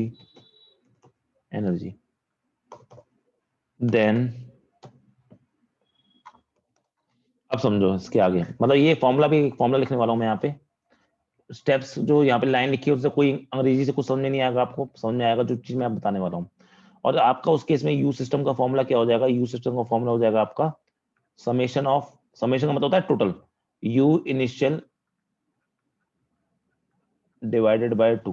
क्या है समझो इसका मतलब, इस सवाल ये मेथड टू क्या बोल रहा है सर, मेथड 2 ये बोलता है मेरे से कि आपको क्या करना है, पहले ही सारे चार्जेस को एक साथ लेके आ जाओ। अब कोई नहीं कि इनफाइनाइट से लेके आ रहा हूँ, यहाँ से लेके आ रहा हूँ, फलान डिकान से लेके आ रहा हूँ, ऐसा कोई दिमाग नहीं लगाना है। आपको सारे चार्जेस एक ही साथ लेके आ जाने हैं, और उसको मैंने क्या बोल दिया, आप एक साथ लेके आ गया तो आप इनिशियल बोल देते हो उसको। ठीक है, कि इनिशियली आपने क्या कर दिया, सबको एक साथ कर दिया। अब आपने क्या किया, total her her on on each charge, her charge पर आपने उसकी पोटेंशियल एनर्जी लिखी, हर चार्ज पर आपने उसकी पोटेंशियल एनर्जी लिखी, और उसके बाद आपने क्या किया, जितना भी निकल के आया टोटल उसको डिवाइड बाय 2 कर दिया बस। अब समझो मैं क्या बोलना चाह रहा हूँ, एग्जांपल के थ्रू।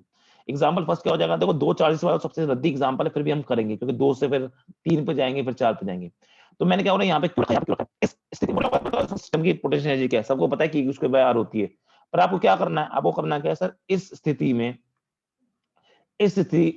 स्थिति में आपकी इनिशियल क्या हो जाएगी, टोटल इनिशियल क्या हो जाएगी आपकी, ये देखो ये समेशन का मतलब कुछ नहीं होता है, समेशन का मतलब होता है टोटल, और कुछ नहीं, बस जोड़ दिया आपने। तो मैंने बोला इसको मैं बोलूंगा u1 प्लस u2। ठीक है, मतलब इस पे और इस पे कितनी आ रही है टोटल। ठीक है, तो इस पे इसकी वजह से कितनी हो जाएगी सर, इस पे इसकी वजह से हो जाएगी के क्यू स्क्वायर बाय आर हो जाएगी, इस पे इसकी वजह से कितनी हो जाएगी सर, के क्यू स्क्वायर बाय आर हो जाएगी। तो टोटल क्या हो गई, टोटल हो गई के क्यू स्क्वायर बाय आर हो गई, बहुत सिंपल सी बात। अब क्या बोल रहा है, अगर आपको सिस्टम की निकालनी है ना, सिस्टम की निकालते टाइम पे क्या करना है आपको, इस u इनिशियल डिवाइड बाय 2 कर देना है। तो क्या हो जाएगा, आप इसको डिवाइड कर दोगे 2 से तो क्या निकल के क्यू स्क्वायर बाय आर ही आ जाएगा। सर ये तो बहुत ही आपने जुगाड़ तरीका बता दिया, ये तो मुझे दिख ही रहा था कि क्यू स्क्वायर बाय आर आएगा, आपने क्या नया बता दिया। चलो ठीक है, नया नहीं बताया तो दूसरी जगह ला के देखते हैं। हमारा मेन मुद्दा क्या है कि सवाल को छोटा करना है ना, और इजी करना है। छोटा तो बात की बात है, छोटा का मतलब हमेशा ये नहीं होता कि आपका वो है कि भाई मैंने 2 स्टेप में खत्म हो गया, छोटे का मतलब ये होता है कि इजी भी हो सकता है वो, ताकि जल्दी कर पाओ उसको। अब एग्जाम्पल आपको क्या बोला कि ट्राइंगल वाला केस, अब इसमें क्या बोला कि पहले कोई कोई दिमाग नहीं कि दूर से लेके आ रहे हैं, पास से लेके आ रहे हैं, कोई फालतू दिमाग नहीं, यहाँ पे क्यों रखा है, यहाँ पे क्यों रखा है, और यहाँ पे क्यों रखा है, ये डिस्टेंस आर, ये डिस्टेंस आर, ये डिस्टेंस आर। ये आपने बोले ये जो भी सेटअप है ना, ये इनिशियल सेटअप है, इनिशियल सेटअप मतलब ऐसे ही रखे थे पहले से। तो इस केस में आपको क्या करना है, टोटल इनिशियल पोटेंशियल एनर्जी निकालनी है। मैं शॉर्ट में लिख रहा हूँ इनिशियल इस तरह से। तो पहले इसको पकड़ो, और इस पे बाकी दोनों की वजह से, तो इसकी वजह से आएगा के क्यू स्क्वायर बाय आर, इसकी वजह से के क्यू स्क्वायर बाय आर, ठीक है। यहाँ पे आ गया के क्यू स्क्वायर बाय आर और के क्यू स्क्वायर बाय आर। फिर क्या होगा सर, इस पे इसकी वजह से के क्यू स्क्वायर बाय आर, के क्यू स्क्वायर बाय आर, चलो लिखते रहो। इसको और छोटा करेंगे हम दूसरे एग्जाम्पल में, ठीक है। फिर क्या करेंगे, यहाँ पे बचाइए, इसमें के क्यू स्क्वायर बाय के क्यू, तो ऐसे के क्यू स्क्वायर बाय के क्यू स्क्वायर कर दिया वापस से, तो सब पे लिख दिया। अरे मैंने किया क्या है, तुम ध्यान दो, समेशन का मतलब क्या है टोटल, तो मैंने कुछ नहीं u1 plus u2 plus u3 किया है और कुछ नहीं किया है, ठीक है। ये आ गया, ये जब टोटल निकालोगे तो ये निकल के आएगा 6 के क्यू स्क्वायर बाय आर निकल के आएगा। अब क्या करना है सर, सिस्टम की पोटेंशियल एनर्जी क्या है आपकी, डिवाइड कर दो 2 से, जब इसको डिवाइड करता हूँ 2 से तो क्या निकल के आ जाएगा 3 K Q square by are. तुम अगर ध्यान दोगे तो लास्ट एग्जांपल जब हमने किया था, ये वाला एग्जांपल हमने जब लास्ट पेज पे किया था, तब भी आपका 3 K Q square bye answer ही निकल के आएगा, तब भी आपका यही आंसर निकल। तो ये अब यहाँ पे ये मेथड थोड़ा सा इजी है, मैं ये नहीं कहूंगा छोटा है पर इजी है, बिकॉज ऐसा कोई दिमाग नहीं लगाना आपको कि इनफाइनाइट से लेके आ रहा हूँ, यहां से वहां लेके जा रहा हूँ, कोई दिमाग नहीं, चुपचाप जैसे जैसे आपको दिख रहा है सबकी अपनी अपनी पोटेंशियल एनर्जी लिखो और जोड़ दो। तो एक काम करते हैं ना, एक आखिरी वाला जो एग्जांपल था आपका 4 स्क्वायर वाला, अगर उसके लिए करते हैं, अगर उसमें सेटिस्फाई होती है चीज तो फिर तो मजा आ जाएगा। इसको हम थोड़े से और सिंपल तरीके से करेंगे, समझो। तो वो क्या हो जाएगा, मान लो मैंने स्क्वायर किया, ये इस तरह से बना दिया, तो आपने क्या बना, यही इनिशियल कंडीशन है, यहीं पे रखे हुए थे ऐसे पहले से ही, ये इनिशियल कंडीशन थी। और यहाँ पे क्यू है, यहाँ पे क्यू है, यहाँ पे क्यू है। अच्छा कोई बच्चा ये हो सकता है सर यहाँ पे क्यू क्यू क्यू ना होगी, क्यू माइनस क्यू या 2 क्यू 3 क्यू होते, तब भी आप इस मेथड से कर सकते हो, तब भी कोई दिक्कत वाली बात नहीं है, ठीक है। बस आपको ये वाली बात याद रखनी फाइनली, कि सब पे लिखने के बाद में आपको डिवाइड बाय 2 करना है। अब सुनो यहाँ पे क्यू क्यू क्यू क्यू, अब यहाँ पे क्या करना है, तो सुनो, मैं किसी, मुझे लिखना है समेशन ऑफ यू इनिशियल, ठीक है। सबसे पहले मैं इसको पकड़ता हूँ, इस पे किसकी वजह से लग रहा है सर, एक इसकी वजह से लग रहा है, एक इसकी वजह से, एक इसकी वजह से। इसकी वजह से कितना हो जाएगा सर, वो हो जाएगा के क्यू स्क्वायर बाय आर हो जाएगा। इसकी वजह से कितना हो जाएगा सर, वो हो जाएगा के क्यू स्क्वायर बाय आर हो जाएगा। अच्छा इसकी वजह से कितना हो जाएगा सर, के क्यू स्क्वायर बाय, डिस्टेंस कितना है √2 है ना, √2 आर हो जाएगा। चलिए मैं आर डिस्टेंस लेके चल रहा हूँ, वहां एरिया था, यहाँ एरिया से कोई फर्क पड़ता नहीं, ये हो गया। अच्छा एक बात पे तुम ध्यान दो, अगर ध्यान दो एक बात पे अच्छे से, तो तुम ये देख सकते हो कि सर अब जो मैं नेक्स्ट लूंगा चार्ज, वो ये लूंगा, क्या उस पे भी मैं वापस यही तो लिखने वाला हूँ, क्यों सर, जैसे मैंने क्यू पे इस पे यहाँ पे लिखा ये, जैसे मैंने इस क्यू पे यहाँ पे लिखा ये तीनों लिख दिए, इस पे क्या रखूंगा, एक बार इसकी वजह से, एक बार इसकी वजह से, एक बार इसकी वजह से, वही चीज तो वापस आएगी। इसमें एक बार इसकी वजह से, एक बार इसकी वजह से, एक बार इसकी, सब सेम चीज। कितने बार कराऊं मैं ये चीज, 4 बार कराऊं, एक बार इसके लिए, एक बार इसके लिए, एक बार इसके लिए, एक बार इसके लिए, तो सेम चीज मैं क्या कर रहा हूँ, 4 बार कर रहा हूँ, 4 से मल्टीप्लाई करता हूँ सर, सीधे सीधे बात तो सही बोले सर, 4 बार मल्टीप्लाई करता हूँ सीधे। तो एक बार मैं इसको अगर लिखता हूँ तो यहाँ पे क्या आ जाएगा 4, अंदर क्या बचेगा 2 प्लस 1/√2, और यहाँ पे क्या आ जाएगा आपका, यहाँ पे आ जाएगा आपका k Q square by r common आ जाएगा, ठीक है, 4 के क्यू स्क्वायर बाय आर, ठीक है। तो सुनो यहाँ पे जब मैं बात करता हूँ यहाँ पे, तो सिंपल सी बात है यहाँ पे, हाँ तो यू सिस्टम क्या हो जाएगा सर, यू सिस्टम होता है आपका summation of you initial divide by 2 होता है, ठीक है। इसको डिवाइड करता हूँ तो ये 2 से कट के क्या आ जाएगा, 2 आ जाएगा, तो 2 प्लस 1/√2, और यहाँ पे क्या आ जाएगा के क्यू स्क्वायर बाय आर हो जाएगा, ठीक है सर। बात करता हूँ तो अंदर मल्टीप्लाई करूंगा तो क्या निकल जाएगा, ये 4 प्लस, इसको 2/√2 कितना होता है, √2 ही होता है, 4 प्लस √2 बाय, सॉरी के क्यू स्क्वायर बाय आर, ये निकल के आएगा आंसर। चेक कर लेते हैं सर, पिछली बार भी यही आंसर आया था, तो तुम ध्यान दो, पिछली बार भी यही आंसर निकल के आया था, 4 प्लस √2, और यहाँ पे भी क्या है आपका 4 प्लस √2 ही निकल के आया। समझ में आया कि नहीं आया, जल्दी से बता दो बच्चों, समझ में आया कि नहीं आया। ये मेथड थोड़ा इजी है, सवाल आए हैं एग्जाम में इसके ऊपर, आईआईटी और नीट दोनों में, और एनसीईआरटी में भी आए हैं सवाल, बोर्ड्स में, तो समझ में आया कि नहीं आया, जल्दी बता दो। ठीक है, बहुत बढ़िया दिया जी, ठीक है, आई होप कि सबको समझ में आया होगा। चलो ये हो गया मेथड, पर मैं आपको इससे भी इजी मेथड करवाता हूँ। क्योंकि देखो ये जो दोनों मेथड मैंने आपको करवाया ना बच्चों, चाहे मेथड 1 या मेथड 2, जो दोनों मेथड मैंने आपको करवाया, चाहे मेथड 1 या मेथड 2, ये जनरल मेथड है, ये कहीं भी लगा सकते हो इन मेथड को, कहीं भी अप्लाई कर सकते हो इन मेथड को। लेकिन लेकिन जो थर्ड मेथड है, उसके साथ एक कंडीशन है, उसके साथ एक कंडीशन है। अब सुनो मेथड थर्ड, वो और इजी कर देगा, इतना इजी कर देगा सवाल को, और इजी से फिर से मैं कह रहा हूँ, इजी का मतलब छोटा नहीं है, जल्दी मतलब कर दो, इजी का मतलब है कि आराम से कर सकते हो, मतलब ये दिमाग लगाना फालतू का कि कहां से किसको लेके आ रहे हैं मेथड 3, तो ये, लेकिन दिक्कत इस में एक है, valid for symmetrical cases only. Symmetrical का मेरा कहने का मतलब है कि सब चार्ज की वैल्यू क्या होनी चाहिए, सब सारे चार्ज की वैल्यू सेम होनी चाहिए, और आपका स्क्वायर में, इक्विलेटरल ट्रायंगल में इस तरह से बॉडी होनी चाहिए, तभी आप निकाल सकते हो, और वही तो हम ले रहे हो एग्जाम में, वही पूछा जाता है, ठीक है। तो इसमें क्या करना है, कुछ नहीं, इसमें आपका बस एक चीज आपको याद रखनी है, इसमें आपको फॉर्मूला याद रखना है, वो है आपका सिस्टम। फॉर्मूला याद करो चाहे मत करो, पर प्रैक्टिस से सब याद होता है। सिस्टम का जो फॉर्मूला आएगा वो है आपका n/2। ठीक है, वैसे n/2 है नहीं, आपने पहले वाला फॉर्मूला याद क्या था, समेशन ऑफ यू इनिशियल याद किया था ना। अब उस यू इनिशियल को u1 लिख दो बस, डिवाइड बाय 2 कर दो और सामने लिख दो n। अब ये फॉर्मूला कैसे आया क्या आया तो सब सेकेंडरी बात है, पर समझो इससे फॉर्मूले से कैसे करेंगे हम।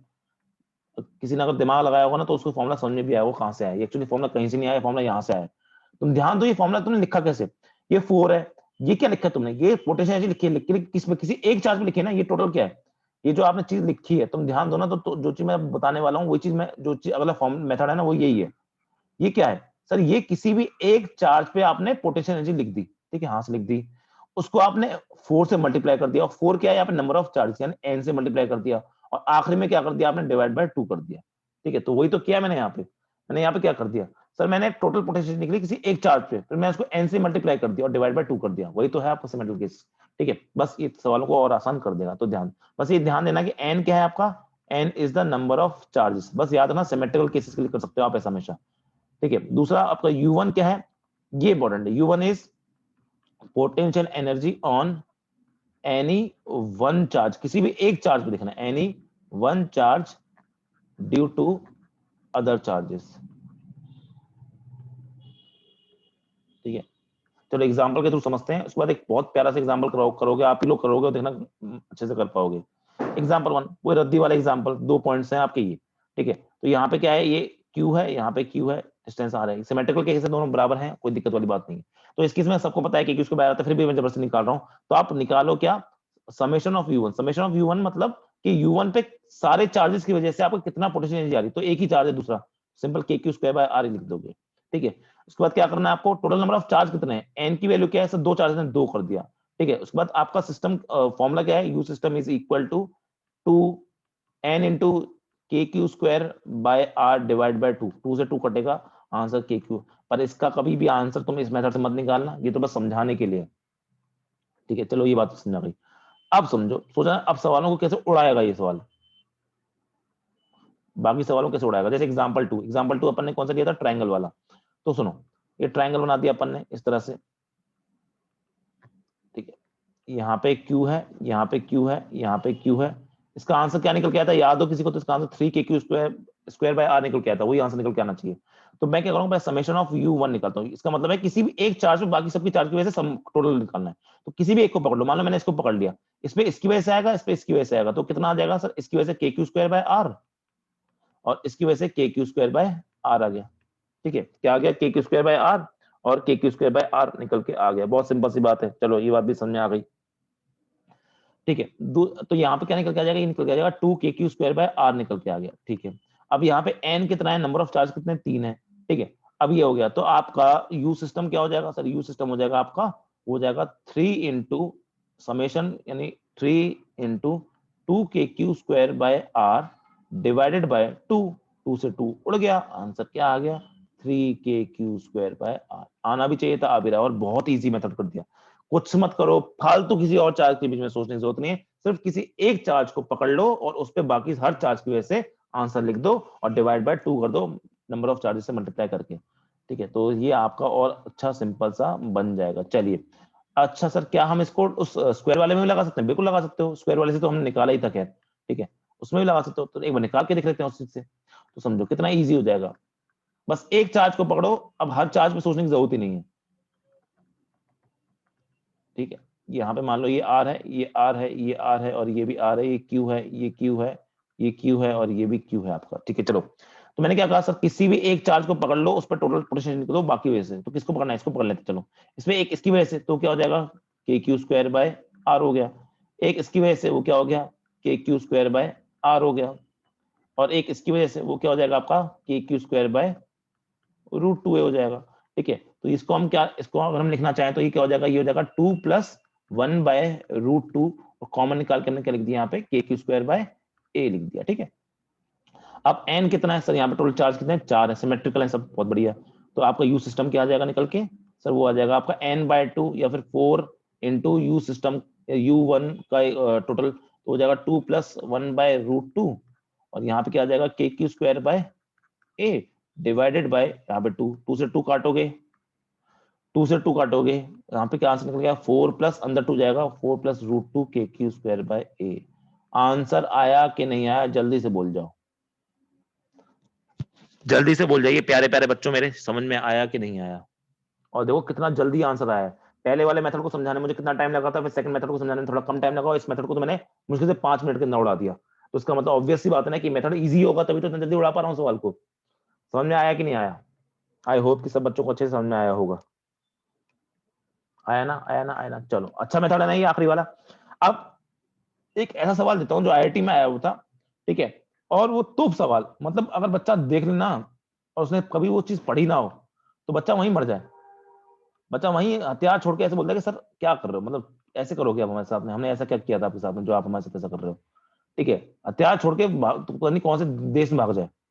पर वह सवाल आप लोग करोगे और वो इतना इजी कर दोगे आप खुद से कि बोलोगे सर ये भी ऐसे हो सकता था क्या। और उसी दिन के लिए फिजिक्स, फिजिक्स का मतलब अबे फिजिक्स में ये पढ़ाने नहीं आया न्यूटन लॉ ऑफ मोशन, वो पढ़ाने नहीं आया मैंने आपको। मैं आपको वो पढ़ाने कि भाई न्यूटन लॉ के 3 लॉ क्या होते हैं, ये सब पढ़ाने नहीं आ रहा मैं। 3 लॉ तो कोई बच्चा भी बता देगा, क्लास 8 9 का बच्चा बता देगा। आपको कुछ एक्स्ट्रा पढ़ना है, कुछ नई चीज पढ़ के जानी है, वो मेरा काम है। कंटेंट में कोई कमी नहीं होगी, चाहे तुम ऑफलाइन वाले बच्चों से पूछ लेना मेरे। कंटेंट की कोई कमी नहीं होगी, याद रखना। चाहे तो मेरे ऑफलाइन वाले जो बच्चे हैं उनके नोट उठा के देख लेना, चाहे उनसे पूछ लेना, निखिल यहाँ पे आता है उससे पूछ लेना। सेम कंटेंट मैंने उससे कभी कभी तो मैं इस क्लास में ज्यादा कंटेंट दे देता हूँ, क्योंकि आप यहाँ पे थोड़े से कुछ बच्चे इंटेलिजेंट है, कभी डाउट पूछ लेते हो आप लोग। मैंने क्या किया, आपको एक क्यूब दिया है, तो यहाँ पे क्या हो गया आपका क्यूब ऑफ एज ए। अच्छा सवाल है, बेहतरीन सवाल है मतलब, लेकिन अगर कंसेप्ट समझ में आ गया तो कोई भी कर सकता है। क्यूब ऑफ एज ए है, सवाल है find the potential energy of the system. आपको बोला है इस सिस्टम ऑफ चार्ज की आपको पोटेंशियल एनर्जी निकालनी है, तो कैसे निकालोगे? निकाल पाओगे नहीं निकाल पाओगे, आपके पास में 1 मिनट का टाइम, ट्राई करिए, कोशिश करिए, कोशिश करिए, फिर देखना आपने कहां गलती कर दी है, कहां प्रॉब्लम छोड़ दी, बस सीखना। सबको दिख रहा है सिमेट्रिकल केस है, सबको दिख रहा है सिमेट्रिकल है, क्यूब है, तो आप क्या बोलते हो सर सिमेट्रिकल केस है आपका। ठीक है, सिमेट्रिकल केस में आप जो पोटेंशियल एनर्जी होती है सिस्टम की, उसका फॉर्मूला क्या लिखते हो आप, सिंपल लिखते हो sir n into summation of potential energy on किसी एक चार्ज पर डिवाइड बाय 2। यानी मेरा मेन काम है किसी एक चार्ज पर पोटेंशियल निकालना। ठीक है, देखते हैं, अब ध्यान देना, बहुत इंपॉर्टेंट बात है कि यहाँ से इस सवाल में कुछ चीजें भी सीखने को मिलेगी। तो देखो, मान लो मैंने ये चार्ज पकड़ लिया, अब इस पे बाकी सारे चार्जेस की वजह से पोटेंशियल एनर्जी लिखनी है।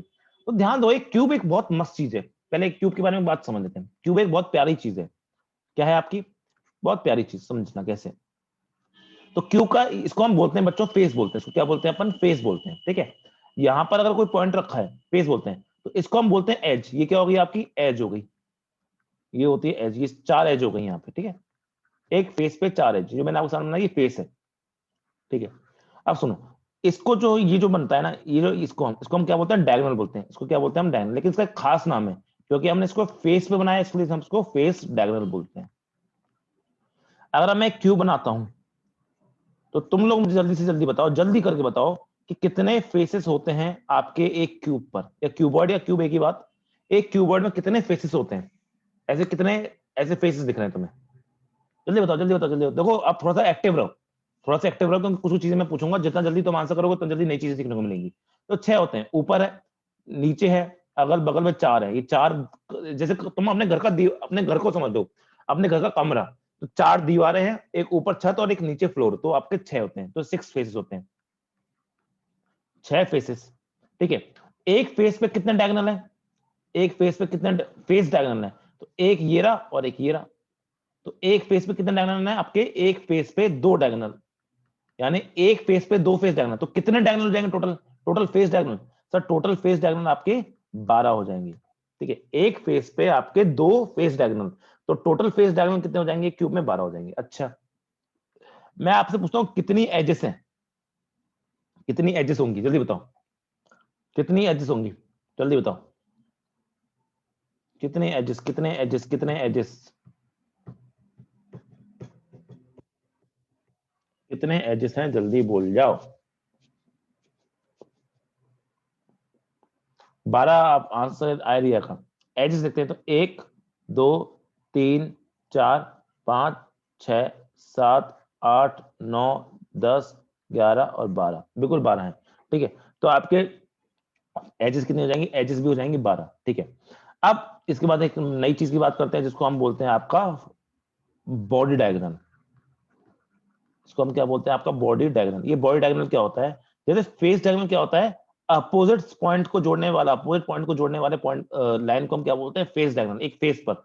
लेकिन तो पूरी बॉडी की बात हो रही है, तो पूरी बॉडी का मतलब अपोजिट कॉर्नर्स को जोड़ने वाला जो लाइन होगी उसको क्या बोलेंगे, बॉडी डायग्राम। मतलब जैसे ये कमरा हो गया, ठीक है, ये पॉइंट है, इसके अपोजिट पॉइंट कौन सा है, ये। और तुम ध्यान दो ना, ये पूरे पूरे कमरे को चीरते हुए बनेगा ये ये पूरे कमरे को चीरते हुए बनेगा। एक ये बनेगा और एक ये बनेगा, ठीक है, और बनेंगे, एक ये बनेगा, ठीक है, ऐसे एक ये बन जाएगा। ऐसे टोटल कितने बनेंगे आपके, टोटल 4 बॉडी डायगोनल बन सकते हैं। ठीक है, टोटल 4 बॉडी डायगोनल। तो ये छोटी मोटी बात आपको मेरे ख्याल से सबको समझ में आ गई होंगी। तो सुनो, अब बात लौट के आते हैं, अब लौट के आते हैं अपने सवाल पे। सवाल क्या है, क्योंकि मुझे इन सबकी जरूरत पड़ने वाली है। अच्छा, एक और बात कहता हूं, आपको पता है अगर क्यूब है तो इसका एज की ए लेंथ है, इसकी एज की ए लेंथ है, तो आपके बॉडी फेस डायगोनल की लेंथ क्या हो जाएगी, अगर क्यूब की बात कर रहा हूं मैं, क्यूब की बात, क्यूबॉइड होगा तो उसमें L square plus B square का रूट हो जाता है, फेस डायगोनल क्या हो जाएगा, √2 हो जाएगा। अगर बॉडी डायगोनल की बात करता हूं तो बॉडी डायगोनल की लेंथ क्या हो जाएगी, √3a हो जाएगी। अगर क्यूबॉइड होता तो क्यूबॉइड में साइड क्या होती है आपकी, क्यूबॉइड में होती है एल होती है, बी होती है, एच होती है। तो उस केस में अगर फेस डायगोनल पूछता आपसे कि फेस डायगोनल की लेंथ कितनी होती है, ठीक है, तो वो लेते हो आप L square plus B square, या अलग अलग होती है, L square plus H square भी होती है, क्योंकि अलग अलग है।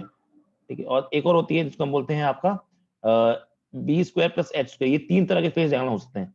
लेकिन अगर बात होगी बॉडी डायगोनल की, तो बॉडी डायगोनल आपके 4 ही होते हैं और सबकी लेंथ सेम होती है, और सबकी लेंथ होती है आपकी √L square plus B square plus H square, ये क्यूबॉइड के केस में।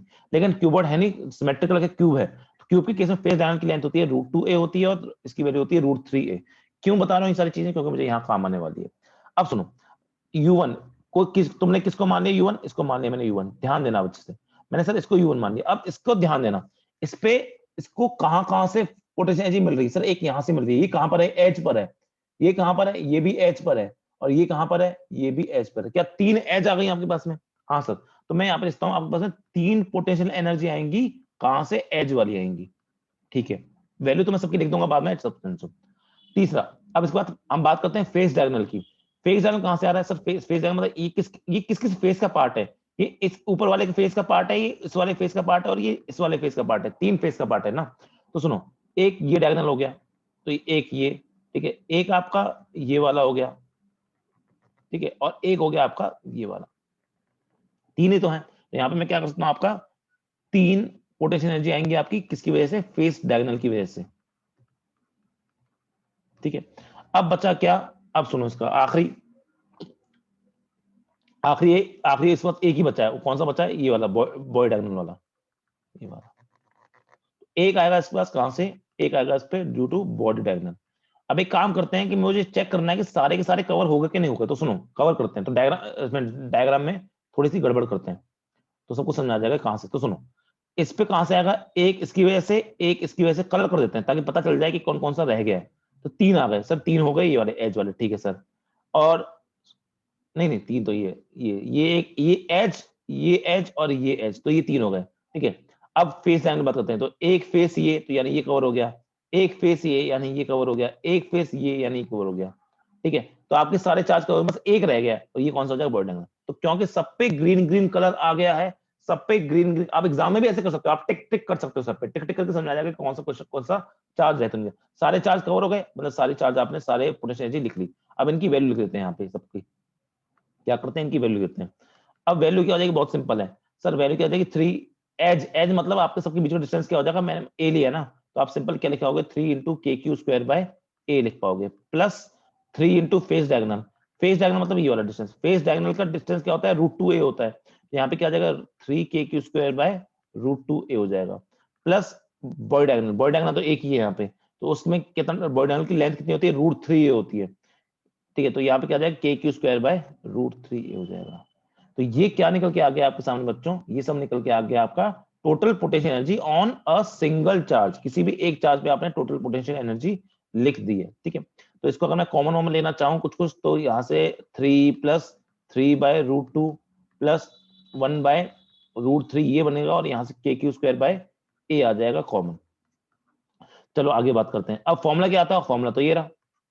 कितने चार्जेस हैं? एन की वैल्यू क्या हो जाएगी सर? टोटल चार्जेस कितने कॉर्नर्स हैं? 8 हैं, तो 8 लिख दिया आपने। तो यू सिस्टम क्या हो जाएगा आपका? समझाने में इतना टाइम लगा है पर उतना करने में नहीं लगता है। यहाँ पे 3 + 3/√2 + 1/√3 इंटू KQ² हो जाएगा। और उसका फाइनल आंसर क्या निकल के आएगा बच्चों? ये निकल के आएगा सिंपल सा 4 × 3 + 3/√2 + 1/√3 KQ²/A।